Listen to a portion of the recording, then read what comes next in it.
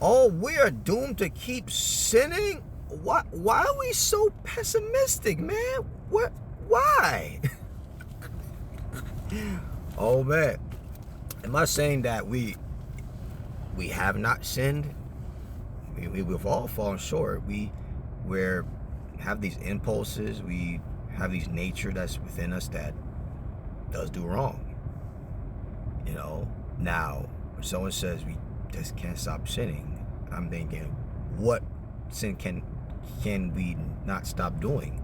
Because if we can't stop doing a certain thing, I think the police would have something to say about it. I think the judge would have something to say about it.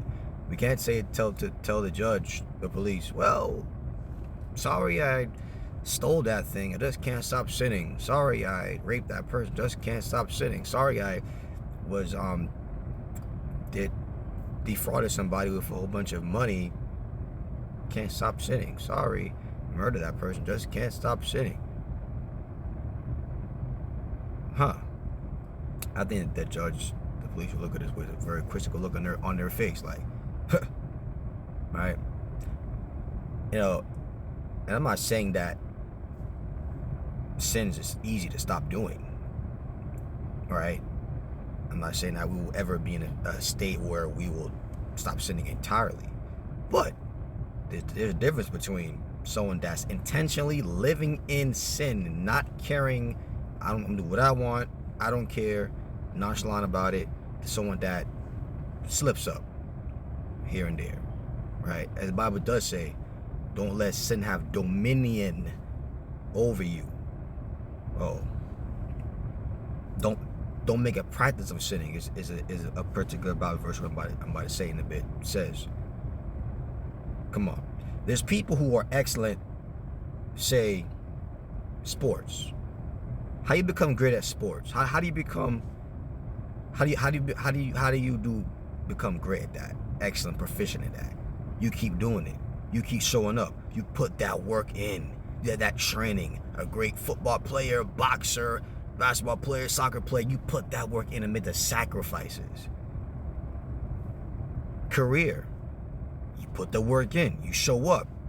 You're proficient. You're attentive. You're focused on that career. You get promoted. You get high in the position. You are focused like a laser to become great in that, and become high up in the ladder with that. Gaming, people who, man, I remember I used to play a lot of Halo. It's a shooting game. I didn't start out that good, but man, I put that time in. Didn't let anything stop me from honing my craft.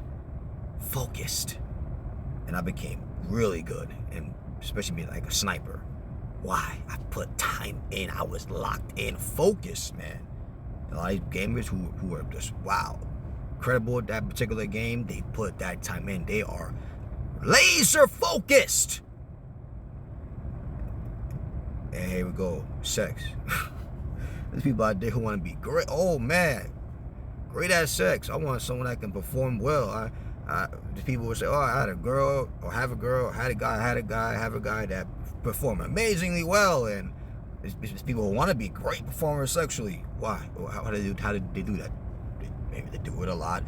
They maybe study sex. They watch a lot of videos with sex. Shouldn't be doing it. But they study it. They are so honed in on the sex. They want to be great at it. Yet with sin, they say, man, I just can't stop doing it. It could be because they're not putting that same discipline for not stopping that particular sin, but they're doing it. They want to be great in that. They put the time in for that other thing, though. No one. People becoming great at career, sports, gaming, sex, who want to be great at that, they don't want to shrug their shoulders. Well, I can never be great. Even when they fail, they lose a job. They go back and try to get hired somewhere else. They make a mistake at their job, they do better. At least some people do. Gaming, they may rage quit, they may mad, get frustrated, lose, but they keep getting up and trying again and say, you know, I'm gonna get what I was 10th place, I'm gonna get that first place. And they keep doing it, trying until they get first place in that game. Uh-oh.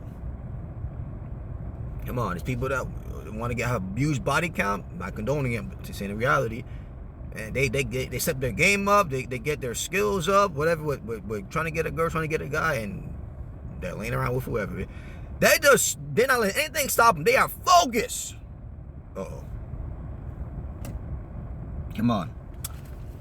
So when we say we can't stop this particular sin, we're making excuses. Uh-oh. Come on. I've met people who are former porn stars, man. Former strippers, former adulterers, former drunkards, former thieves. People are confused with their sexual identity who are now got clarity on that. Now have accepted what God was made them to be, what they were born as. Uh-oh. Tell me you can't stop. Are you putting that work in? Look what the Bible says in 1 John 3, verse 6 to 8. Whoever abides in him sins not. Whoever sins have not seen him, neither known him. So if you abide in him, you won't sin. That reminds me of Peter when he took his eyes off of Jesus. He began to sink. But when he kept his focus on him, he remained above the water. So whenever we take ourselves away from God's embrace, once we get away from the feet of Christ, so to speak, whenever we take our eyes off of Christ, whenever we take our eyes locked off the Bible, we will fall into sin. But if you keep locked in, and I'm not saying we're going to always do 100%, I'm saying the reality of when you do that, you don't sin. Because you're so abided in him, you're so locked in him. And I know this world, I know it's not easy. We have this fleshy nature, we have these impulses, we have these temptations, distractions, all these things. I know that. But you got a difference between someone that is not caring and just whatever, just who I am, it's who I am, compared to someone that just sips up. Little children, let no man deceive you. He that does righteousness is righteous, even as he is righteous. He that does it is righteous. Are you doing it? Are you doing the work? Are you going to church, reading, studying the Bible, changing your music? If what you're listening to isn't keep bringing you closer to God, what you're watching, your friends, no wonder it's hard for you to stop doing that particular thing. Uh-oh. Are you sharing your faith in some way? Are you cultivating spirituality in some way? If you gotta do it to be righteous, he that does it is righteous. But a lot of you're not doing the work.